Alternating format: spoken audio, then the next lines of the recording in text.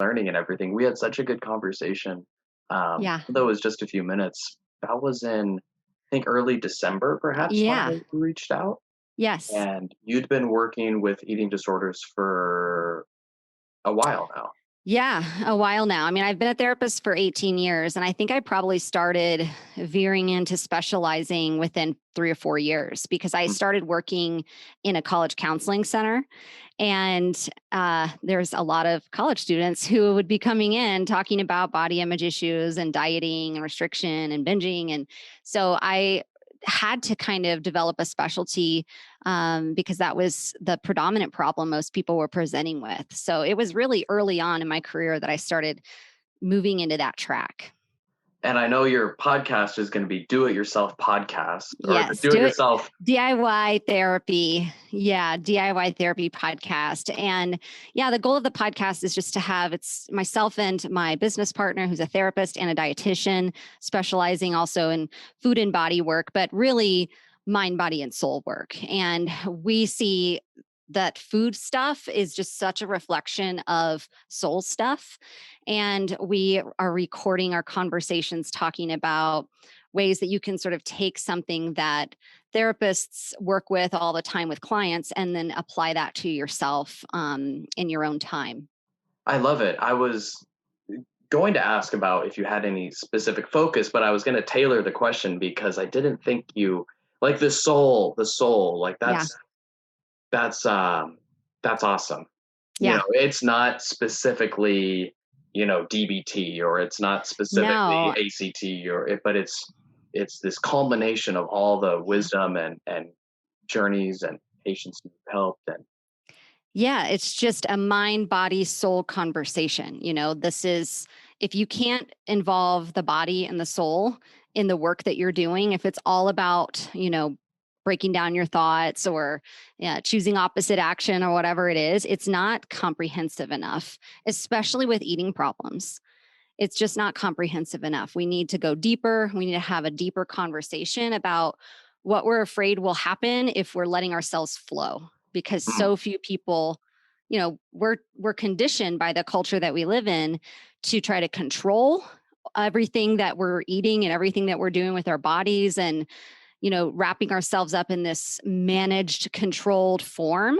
Or if you don't do that, then you've just let yourself go, and mm. you're over there in chaos and you're maybe having an opposite extreme reaction. And I don't think people know or have enough support from us, the guides, the coaches, to teach people how to flow, in the Mm. middle of the current of life, because life is just happening moment by moment by moment. And then it's passing away. And then another one is born. And we have to arrive inside of the flow, not hold on to the banks, of the side of rigidity or of the side of chaos where, our culture has kind of conditioned us to do that.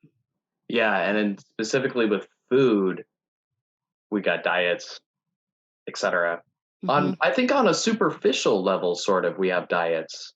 I think like sometimes we try to restrict and control our emotions, try to restrict and prevent ourselves from feeling different things. And I feel like there's Exactly. so many different layers to the journey to the soul. You know, how I imagine it's sort of like an onion, right? Where you peel off Hmm. one layer and you go a little bit layer, a little bit Hmm. deeper, a little bit Hmm. deeper. When you first start working with someone having this mind, body, soul Hmm. conversation, where and flow, where do Hmm. you kind of start off? Do you start off with where they're restricting, or where there's chaos? Well, it totally depends on the Yeah. person because the first thing I'm trying to do is witness a human being, It doesn't really matter what their problem is, or the mechanics of how the problem is working. I just need to like witness a human being. And that's where I'm right away looking for the soul. Mm, I'm right away trying to connect self to self, right? Like the self in me will draw for the self in mm, someone else. So I'm working on being present and grounded and open and honest and available for intimacy.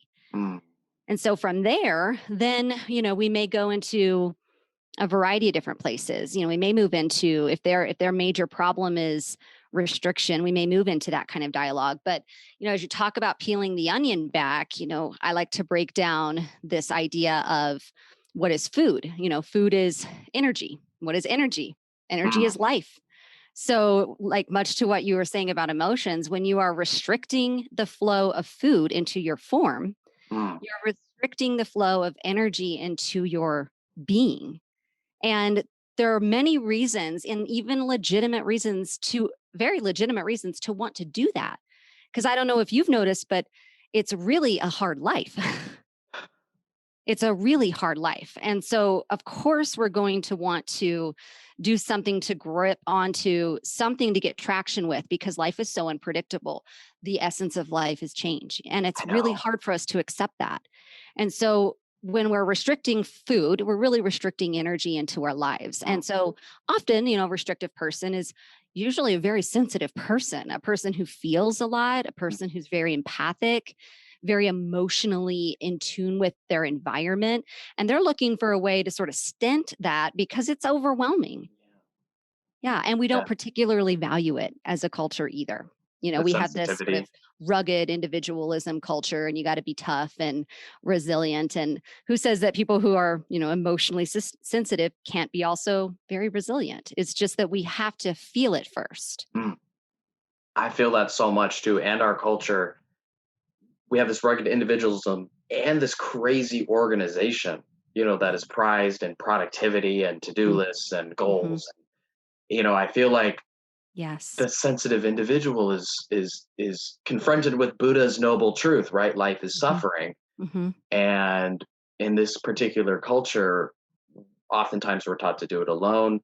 We are trying to organize all this information into like some sort of form. And I feel like that's sort of what's going on here. All the stimuli and Yeah. organizing it all. And whether that's calories or exercising or diets or Hmm. um I mean, these are just the obvious forms of restriction, but Right. even the we'll flip into the opposite side, the chaos, right? Because sometimes I guess control doesn't work.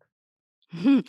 It can't, because it is in and of itself an illusion, because you can't control that which is flowing, you know?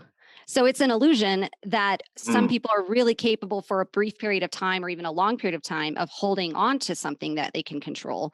But inevitably, the body, which is in flow, is going to take that out of you, and it's going to push you back over to that edge of chaos, that bank of chaos, which is where people often will go right back and forth. Is, they'll be on the side of rigidity. I'm being good and I'm on my diet and everything is okay, and then whoops, now I'm over here and I'm binging and I'm out of control, and then I need to fix that, so I'm going to go back over here to the side where I can control this. And really, it's about letting go and flowing down the middle of the river where the current is taking you. But here's the thing, and this is why we have to have a conversation about the soul, is that this river of life that you're flowing through and that you're going down, it's going to lead to turbulent whitewater rapids, no doubt about it. mm, If it's not around the next bend, it'll be around the bend after that. mm, And we have to be able to have a conversation with people where we say, yep, that's true. And, how do we feel about that? What do we make of that? And how can we evolve and enlighten ourselves in the process of knowing that?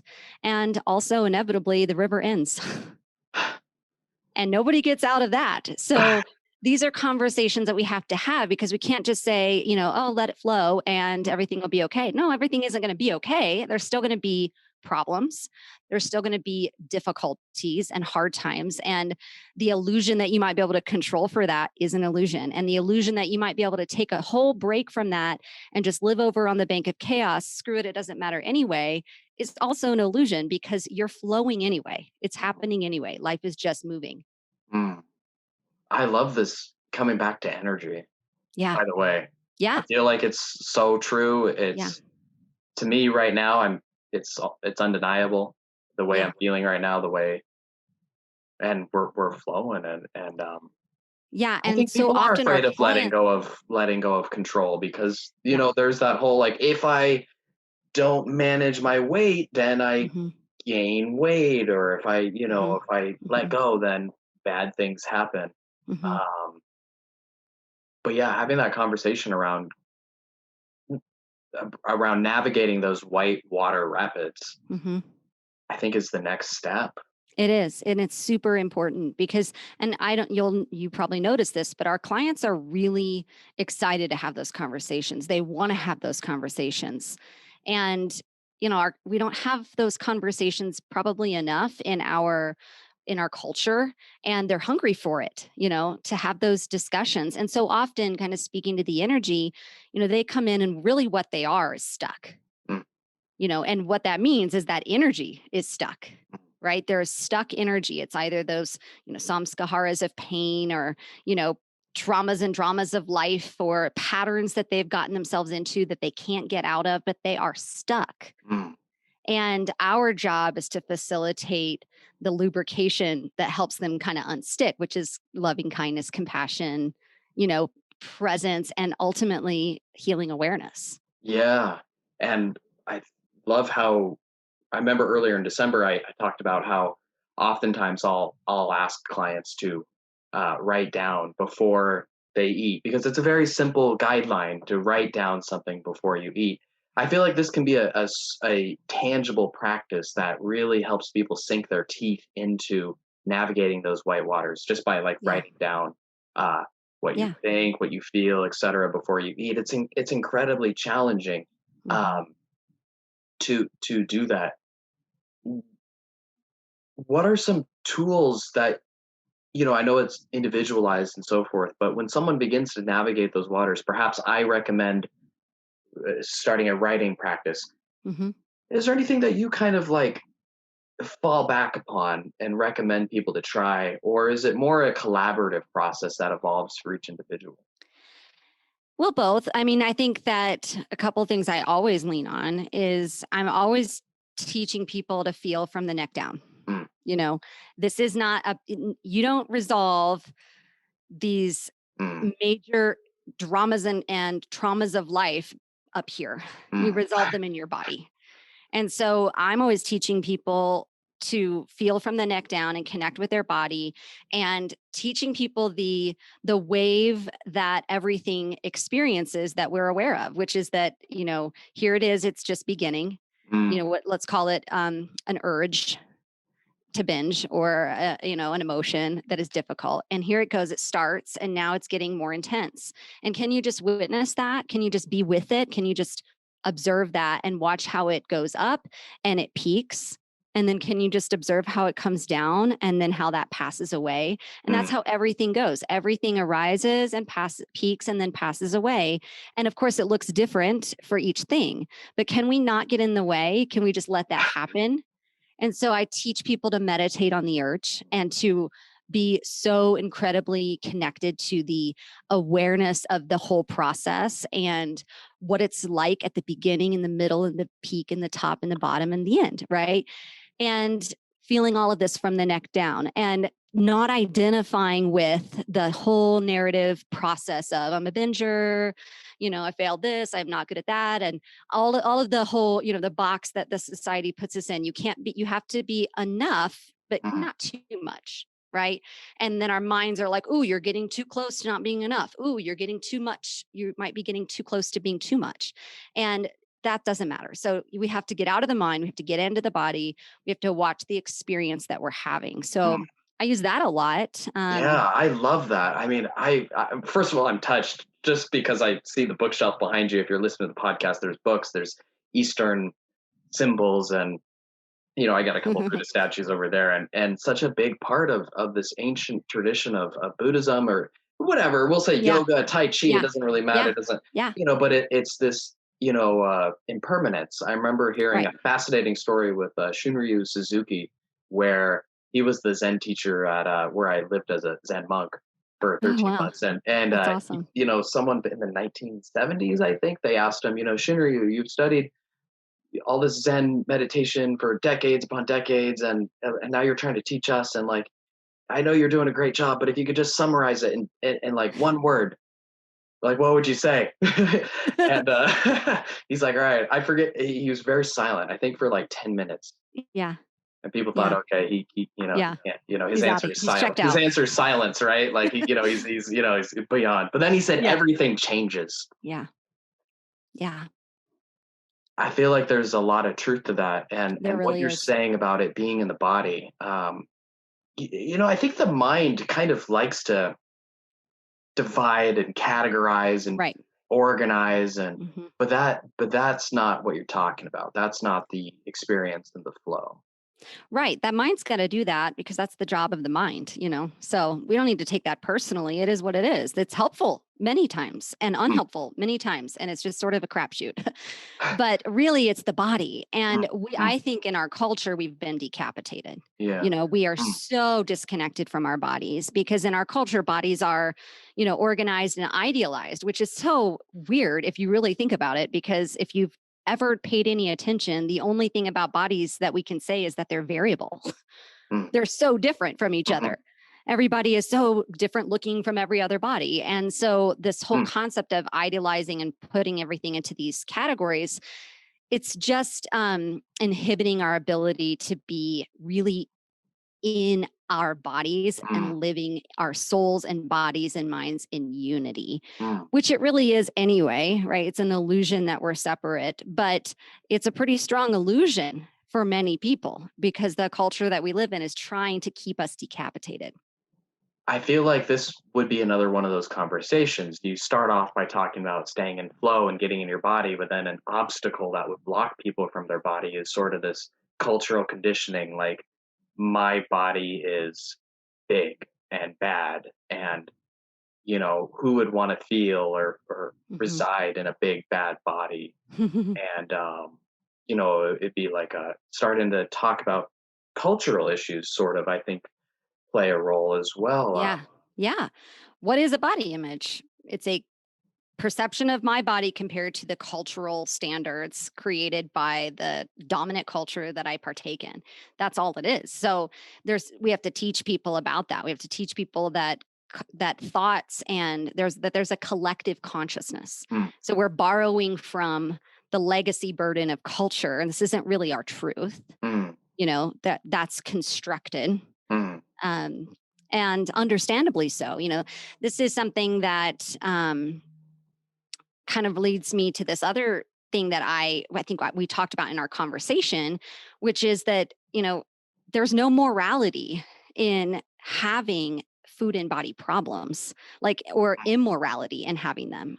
So whether somebody comes in and gets better and doesn't have the food and body problems or doesn't get better, they're no their value, their worth as a human being, their moral capacity to be human is not any different based on whether they recover or not. mm, And that mm, has to be really important because the culture that we live in is so dominant in trying to get people to feel bad about their bodies that the last thing we want to do as healers is to add to that by sort of putting the carrot at the end of the stick of recovery as once you're recovered, then you are a whole person. They're already a whole mm, person. mm, And all of the illusions that they're not whole are already illusions. So if going back to the binge and the mechanics of helping someone binge or stop binging or heal from binging, one of the things that I often just do is just say, binge if you want to binge. mm, Go ahead, just mm, binge. mm, And I take all of the heat and the power and the intensity out of trying to stop binging because once we tell ourselves we shouldn't do something, what are we likely to do? do it. Do it again. Think So about it, ruminate it, try to yeah, prevent yeah, it, and then do yeah, it. yeah. So this is a little different, maybe even somewhat counter to, studying it and meditating on the urge and writing out your thoughts and feelings, but it works too. And oftentimes it works for certain people really well, especially people who, have that rebellious part that don't like to be told what to do and they don't want to necessarily work on getting super mindful and super present in the moment of a binge. Then great. Another way to work on it is to say binge if you want to binge. It's Mm, fine. It mm, doesn't really matter. mm, And it mm. doesn't really matter. It doesn't. Yeah, it may have some, things that are consequential. Everything does.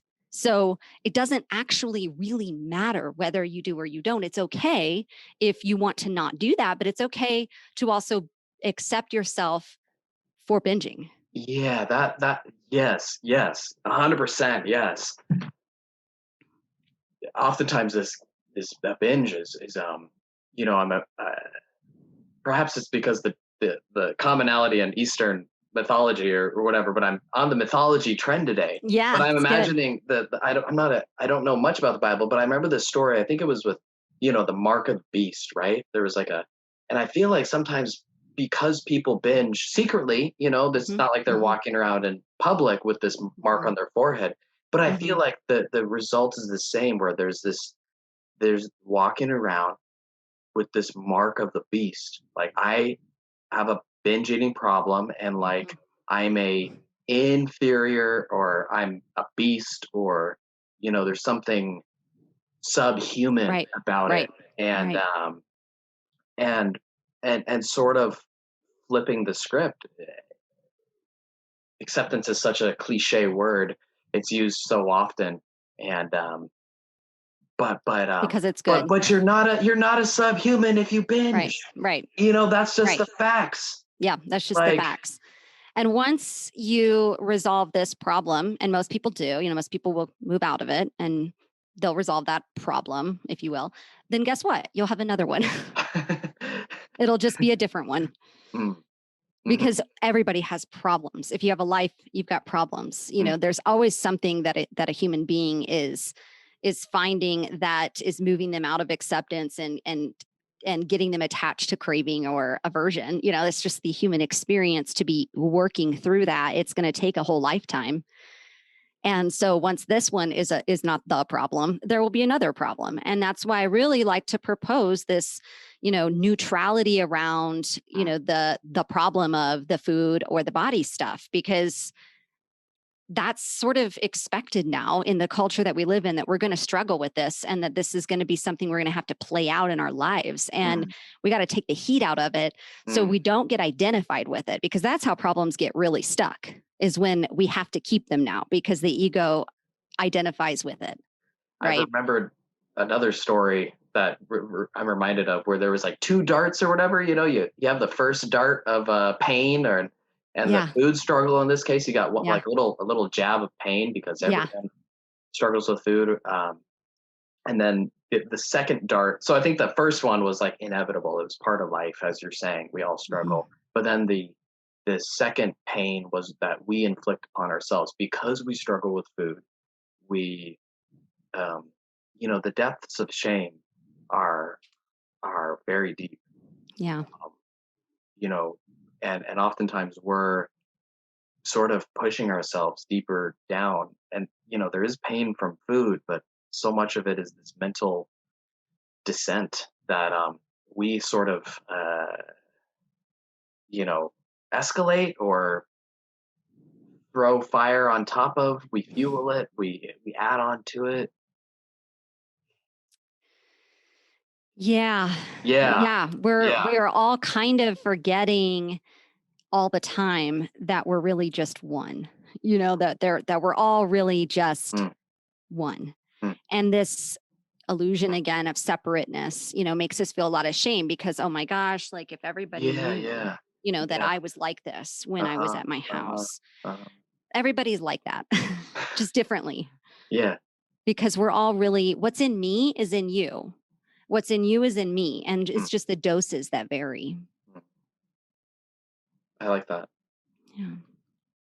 How'd you I know before our call today, we were talking about how you got started, um, at a college campus, and the presenting issues were eating disorders. Is that how you got into this stuff? Were you always Yeah. kinda? Yeah.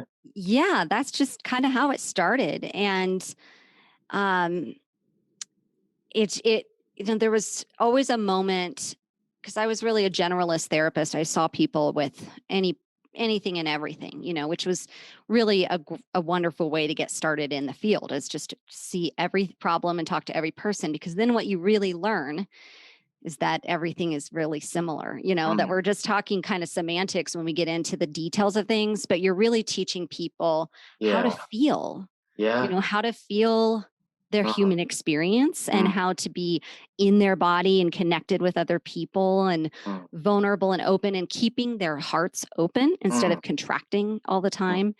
And yeah, I worked in a college counseling setting for almost, I think, about 12 years. And it was great because I'm working with all these young adults, and I still work with a lot of young adults in my private practice, but young adults launching into this, you know, world are so special to work with because they give you such amazing insight mm, into the pressures that we're placing on the next generation of Americans, you know, and mm, human beings that are moving into this culture, particularly. And as we mentioned earlier, you know, we have this productivity obsession, you know, you are what you do, and this like killing it culture, you know, you just got to get out there and kill it all the mm, time. And then our mm, youngest, you know, college students who are in this emerging adult world are really reflecting to us mm, how that feels and how scary that is and how really messed up it is that they are expected to, you know, go out there and kill it and do all these great amazing things and never let anybody see a sweat and don't show any vulnerability, you know. And it's they come to those counselors and the counseling centers with those problems. And so it was really a great way for me to practice for so many years at the beginning of my career. And I just found these, you know, young men and women that would come in and be devastated by the shame. You know, it's really the shame. It's not the it's the thing. shame. It's It's the the shame. shame. It's the shame. Yeah. It's the Yeah. shame. And one of my counselors that I worked with actually gave me a frame when I left that job that I'm looking at right now. And it says shame dies when stories are told in safe places. And that's that's just, you know, what I learned to do is just be a safe place and be the space for loving awareness to Mm, arise and to be collaborated with another person. And that shame dies. And when that shame dies in that place, then we can heal, you know, then we can move forward and grow. And this stuff loses so much steam when the shame comes out. mm.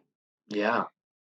Yeah. So I don't just 100%. exclusively, you know, work with eating Yeah. Yeah. problems now. I work with a lot of trauma and I work with a lot of variety of things, but um I certainly got that kind of got going in my career just from that particular population because the shame is so intense in that population and I just have a natural connection with Mm. wanting to connect with somebody who's feeling a lot of shame and just take that away, you know, with Me presence. too. Like, I mean, as I work in eating disorder centers and see a variety of people, I realize sort of my own struggles with food were, um, they were struggles, but I see them in context. And you know, my journey through therapy has been revolving around shame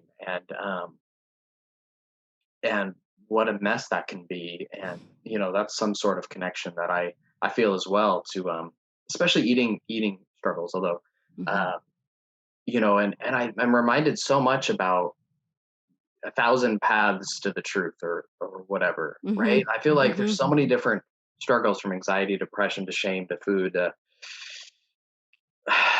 but they're all sort of coming back to can I can I keep my heart open despite those Yeah. traumas, despite the white waters, the Yeah. rapids? Can Mhm. I um, you know, get in the middle of the stream and try to navigate and try to keep my heart open, try to stay connected, stay Yeah. embodied. Yeah. Uh, the whole embodiment thing too is I do feel it is like one of the most important things. I mean, as you said, all this stuff before, um, you know, it's so important to get into your body. If someone wants to get in their body, you know me, I'm the writing guy. I'll tell them write down what you feel. I feel like meditation. I feel like there's a bunch of different ways to get into the body. Um, Mhm. like, what are the ways you recommend to clients, and then Mhm. what are the ways you do yourself? Great. Yeah. So I also have I have a yoga teacher certificate. So I practice yoga both personally but also with my clients. And with my clients, I do teach them a lot of just grounding techniques. But I also, we're always kind of witnessing this pain and the shame that is sort of whatever this thing is that triggered it in the present moment. It's all stuff from the past and it's just coming up right now.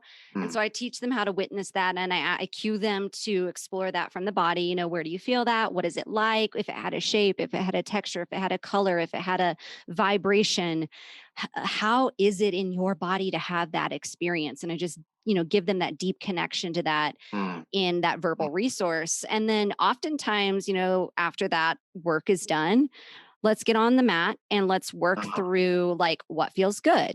So we might do just some flowing with the arms up and down with the breath and mm, just moving that energy up, down, left, right, getting anything unstuck. Then we might just get on and do the on your mm, cat cow on the hands and the knees and get into the hips a lot, because of course we know we're going to keep all of our stuff in our hips. mm, And how can we just move the spine and get really flexible? And just after having this talk session, mm, can we mobilize that and just move that through the body? mm, So though, and I teach them, those basic grounding techniques and using the 5 4 3 2 1 and going through each of their senses and that kind of thing. As far as myself, I I always know when I'm going through something that is challenging me because I'm resistant to movement, even though I know that's what I need. But that stuck energy wants to remain stuck. It's gotten into a habit of sticking. And so it just kind of binds itself up and it wants to remain that way. And it's really hard to show up and get it flowing again. yeah. But I personally love hiking and I hike with a lot of my clients, especially now that the pandemic has happened, and that's a better way to serve people. And Mm, I take myself on a lot of hikes. mm. I do a lot of yoga on my own. And then I like to go skiing and snowboard. And my husband goes snowboarding, but I don't snowboard, but I like to go skiing. And Skiing is better. yeah, I was skiing. My one of my good friends was a his dad taught us to ski without poles. You can't do it with poles. No, I'm just kidding. yeah. But I have three boys and none of them really use poles when they ski. I guess it's a better way to learn, but I'm committed to the poles. I'm attached to them now. how old are your boys? 14, 11, and 8. Okay, so this is a good age for them to use no poles. They're still Yes. getting it. Yeah. Yeah, Now I use exactly. poles, but it's only because I had a childhood of growing up by Tahoe and not using poles. But Oh, nice. That's a great area speaking to of grow up. yeah, yeah, right. Mhm. Placerville area, yeah. Just a short drive away.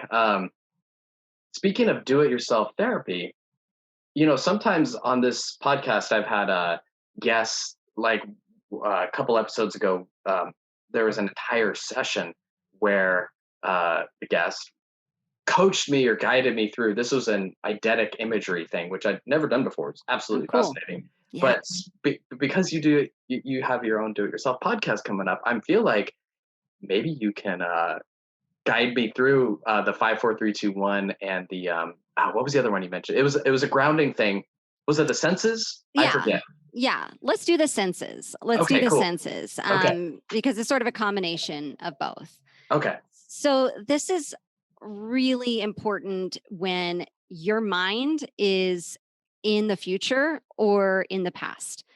Because when the mind is in the past, this is just a little setup to this. When the mind is in the past, then we're going to feel regret, we're going to feel loss, we're going to feel sadness because we can't do anything about that which has already passed away. Mm, And when the mind is in the future, then we're going to have fear and anxiety and worry because we can't do anything about something that hasn't yet arrived. mm, And so the present moment is really where we want to tether the mind.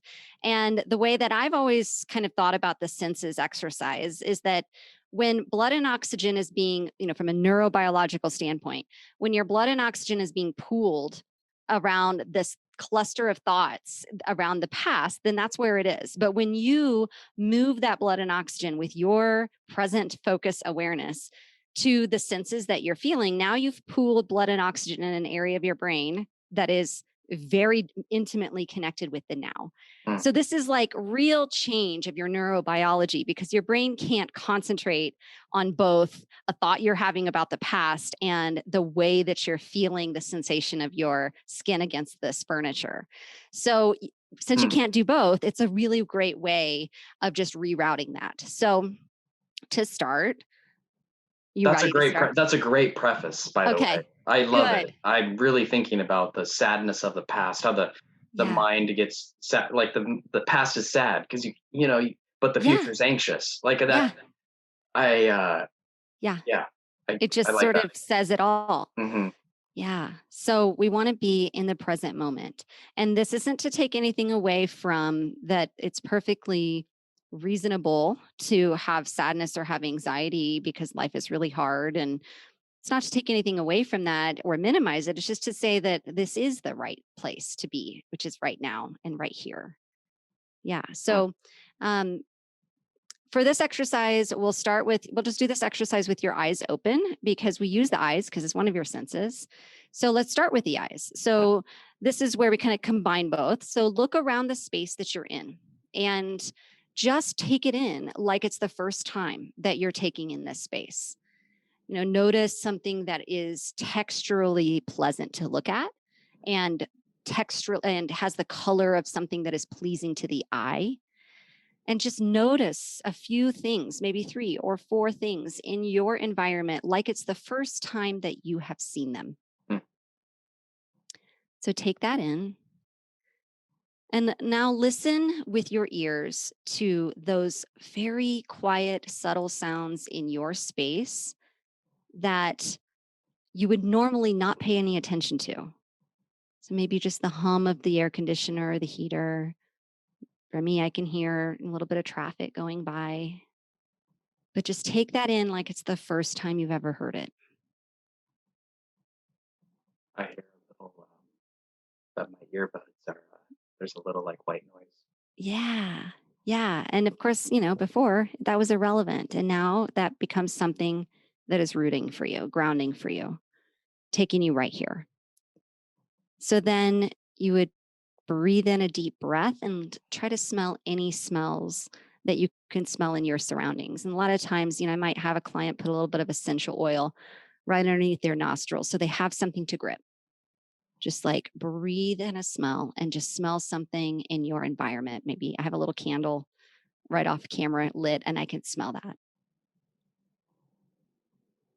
And then again, I may have a client, chew a mint or something so they have something to grip onto, but lick your lips, run your tongue across your teeth and just notice if you can pick up any sense of the flavor of the lunch that you had or the piece of gum that you just threw away, and just notice like for the first time today what you taste.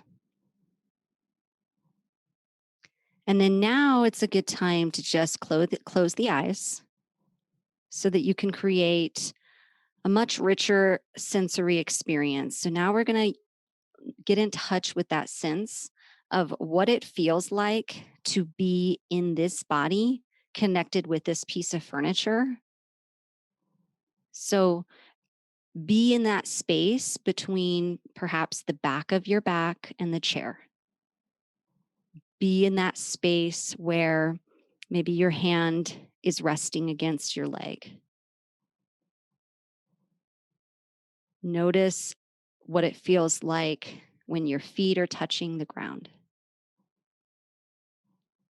Sometimes people like to just hold their hands together and just move their hands around and just feel what it feels like to have hands.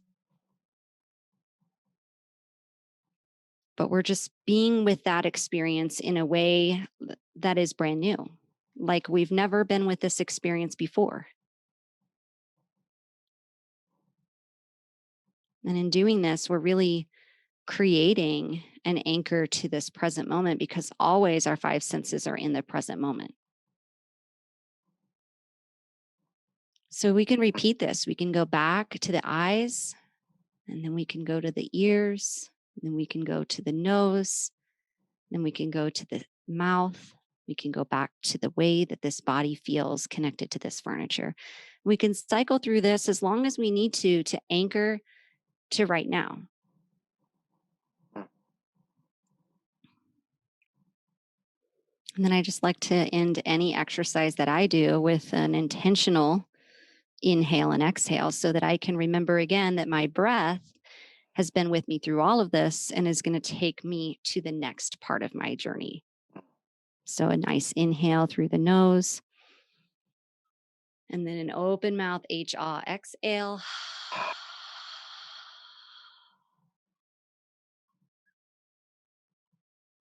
Yeah.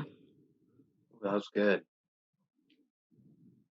This it's your podcast that's coming up? Is this stuff you'll be doing there, or is it more conversations? Or I Yeah, think it'll evolve. It'll evolve yeah, for it's sure. going to Yeah. evolve for sure. And that's, I think our goal is definitely both. Like we want to, Mm. how you go to a conference as a clinician and you're like, I hope I get one thing out of Yeah. this particular breakout session. And you get that one thing and you're like, I got gold there. I got something. Yeah. And that's really the goal for our podcast, is that in each episode, there's just one thing that you're like, oh, that's a really nice way to look at that, or that's helpful, so that they can take that right away and just DIY that in their lives. So I'm sure we'll do some guided meditation and mindfulness work and just keeping that mind body connection really strong.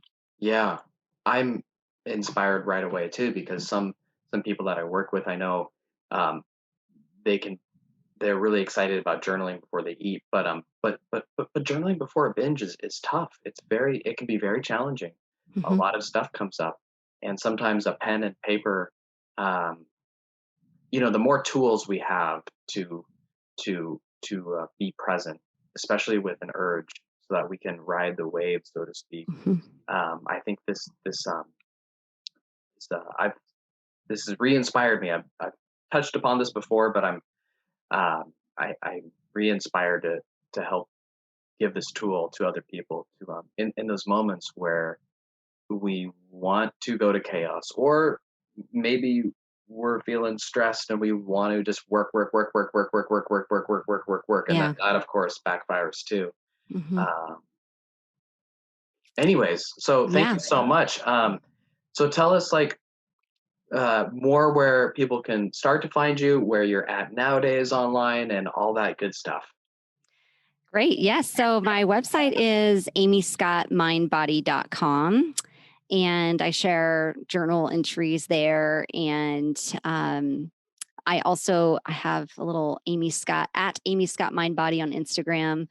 Um, and this podcast, DIY Therapy, should be up on wherever you get your podcasts within, definitely within the next week. We'll have our first 4 episodes up, where they're all in the shoot right now. So look forward to checking that out on And the it is podcast the store. 20th, January Yes. 20th, December, no, Yes. January 20th, 2021. 21. 21. So, Don't mess that part up. a few more days. Yeah, right. Yeah, a few more days they'll be up, and probably if you're listening to this episode, Yeah.